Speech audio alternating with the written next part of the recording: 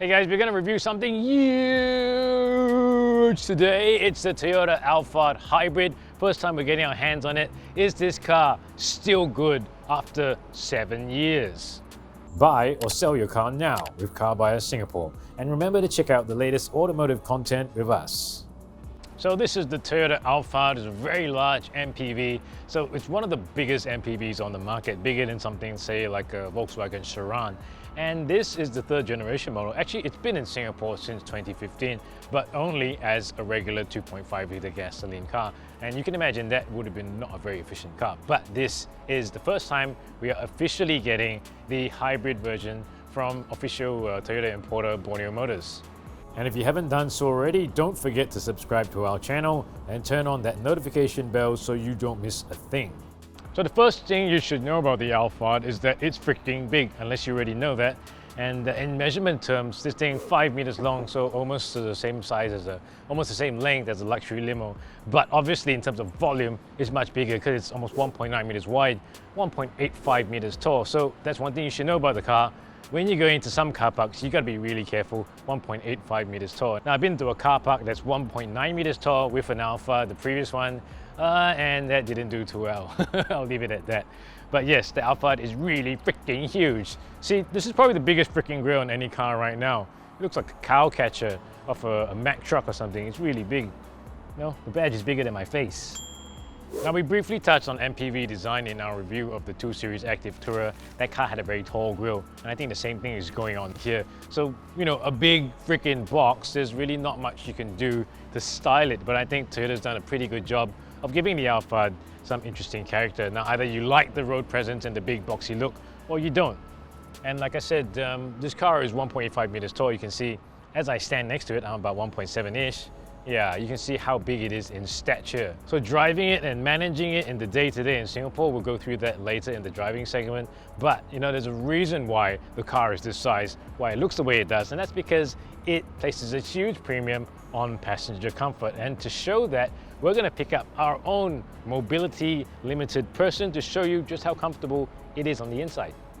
So one really important thing that has contributed to the Alphard's popularity over the years is the fact that it really puts a premium on passenger comfort because it's so frigging big and tall. Now, it's really popular because it's easy for old people to get into, and in some very serendipitous event, Kim has managed to injure herself just in time for us to review the Alphard. Are you okay, Kim? How is the ankle? It's sprained, but I can muster up a good limp. Okay. So we'll see. And you did what extreme sport were you engaged in? The act of walking down the stairs, if you can believe that. Wow, damn! I gotta try me some of that extreme stair walking. SEA Games, here I come. But okay, so I'm gonna get you to try out the Alphard, and you know, compare this to like, you know, a sedan or something that's low. So just try and get in, and yeah, we'll see how it goes. Let's go. Yeah, okay. No help needed. No help. All right. Look, ma, no hands. Yeah. So see the very important grab handles here. So it's like you yank yourself into the car, and look how tall it is, and you really didn't have to stoop to get in, right? Yeah, not at all. So really easy, huh? Yep. Okay, cool. So how is that captain seat?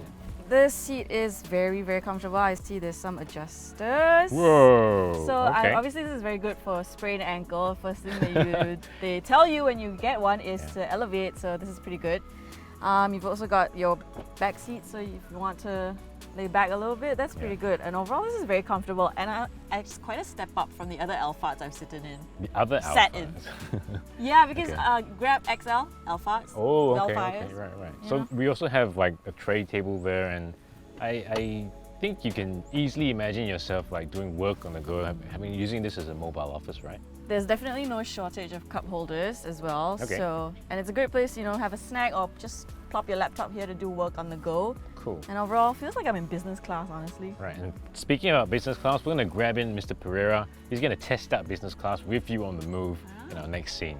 Let's go. Bye!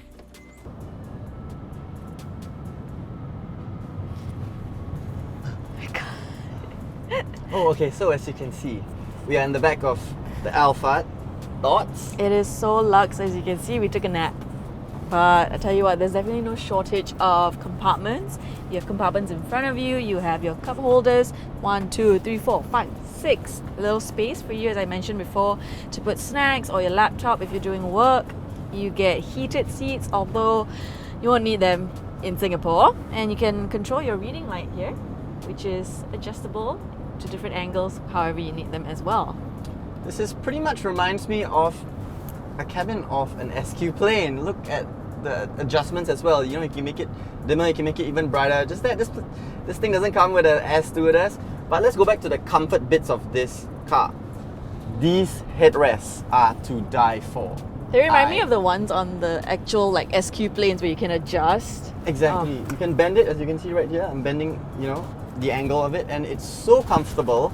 Now moving back to accessibility of these knobs here. You can't only see from my angle, but you can adjust the reclining of the chairs and also the leg rest here as well.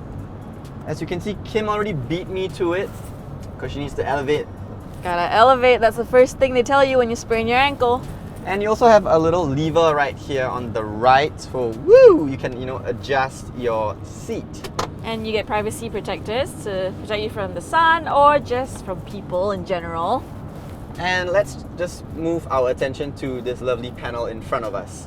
So we have a little panel right here that controls the air condition. I can adjust the temperature, I can adjust the speed of the fan, I can switch off the AC, and we also have a very, very lovely ambient lighting, which we'll be showing it to you right now. Boom! Let me just switch this off so And you take a can look. change the colors as well to whatever mood you want. Exactly. And let's not forget the sunroof. The best part! And it opens up. This is truly the height of luxury. Do we dare? We did. It's like my perks of being a wallflower moment. I feel infinite! Alright, so this is an MPV, and typically, like any other MPV, it has a modular interior with a whole load of space. Now you can see we folded up the third row, and they're still kind of, you know, jutting out into space, but there is so much room here. If I stand backwards, I put these captain chairs all the way to the front. You know, I can't even touch. This is how much space I have. I can, you know, there's a lot of space here. I'm not sure what the exact figure is in liters, but if you can't fit it in here, you know, go get a friggin' lorry. Okay, the cockpit of the Alphard. Now, as I mentioned, this car actually first appeared in Singapore. Well, the third gen first appeared 7 years ago, 2015, and it kind of shows. Now, it's not a bad cockpit, it's just slightly older and different. Of course, we have actual instrument dials here, which actually I really like. Look at the execution of the dials, all in satin chrome. And the Alphard is not a cheap car, and doesn't feel it. Now, this is the old school Toyota kind of way of thinking. You know, all the buttons are labeled, and there are a lot of buttons. And actually, in an age of touchscreens, I find that quite nice. Don't take my buttons away. And one of the things that I think really remind me of the age of this car is the infotainment system. And you probably can't see anything because I can't see anything either. It's really dim and faded. So if you do get the Alphard, I would recommend you changing this to, you know, a newer system, an aftermarket one that gives you Apple CarPlay and all that. So that's my only big peeve about the cabin. But really, there's a lot of space in this cabin. It's very tall. I got my sunroof here. I got my wireless charger, although it's a bit small under here. I got aircon seats. I have actually quite a lot of safety equipment as well. There's a blind spot indicator. There's a autonomous front braking as well. So safety's there as well. There's 7 airbags or more, going all the way to the back, the curtain airbag. And in terms of cockpits, you could do worse. You know, I like this cabin, even though it does feel a little bit old in 2022. Okay, so driving. This is the first time we're trying the hybrid version of this car. The previous one was a 2.5 litre petrol engine. That one was really smooth. And this kind of ticks all the expectations that we have of Toyota hybrids to date. Now, we've done the Toyota Yaris Cross hybrid, we've done the Toyota Camry hybrid, done a lot of hybrids in the recent past. And like all Toyota hybrids, this thing really smooth. The handover between engine and motor is seamless, and this particular car is quite interesting because it actually has electric motor driving the rear wheels as well. So it's got electric motor all-wheel drive, front wheel driven with the engine and the motor, another motor at the back. They call this system E4. And if you're thinking, wow, that sounds complex, it's not. You just drive this car as a normal car, like all Toyota hybrids. It gets brilliant fuel economy. Now, I've driven it about at least 100 kilometers plus, most of that on the highway, and I got about 7.3, 7.2 liters per 100 kilometers. and that is excellent fuel economy for a huge car like this that weighs 2 tons. You find any other car that weighs like this and is heavy, it's not an EV, it's not going to match up in terms of fuel efficiency. Of course, if you drive more around town, I would expect you to get maybe 8 or 9 liters per 100 km. But still, for a car like this, with an engine of this size, it's about 200 horsepower. It's really, really efficient. And it's not dead, like boring to drive. It's actually very smooth. You got your MPV style windows, you got good visibility. So although it's really big, and like I said, you got to watch out for car parks, it's not hard to drive.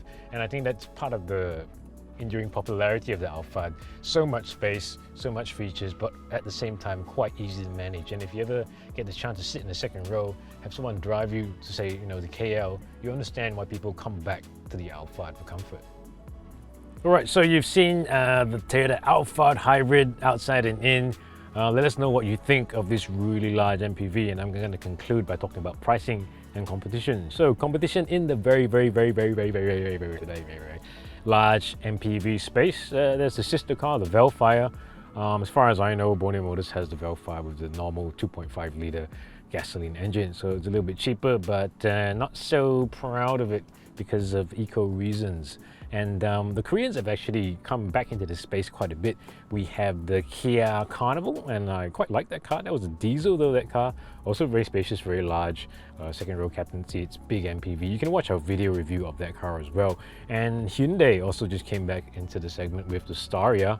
It's even bigger than this car and slightly less manageable, but it's got a 3.5 litre V6 engine, which means it's got quite a lot of power, but kind of a little bit out of place. And I think the Toyota Alphard Hybrid, the hybrid part still makes a lot of sense. Now 7 years on, we get to try the hybrid. You know, we've always said for the past 10 years or more that hybrids, especially like Toyota's hybrids, have always been really, really good, very efficient, and they always do what they say. All you have to do is drive, and they're really efficient. So it's been that way for the past 10 years.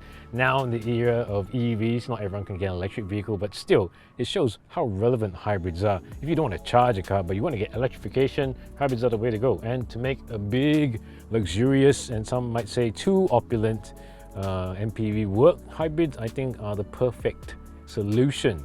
So, there you go.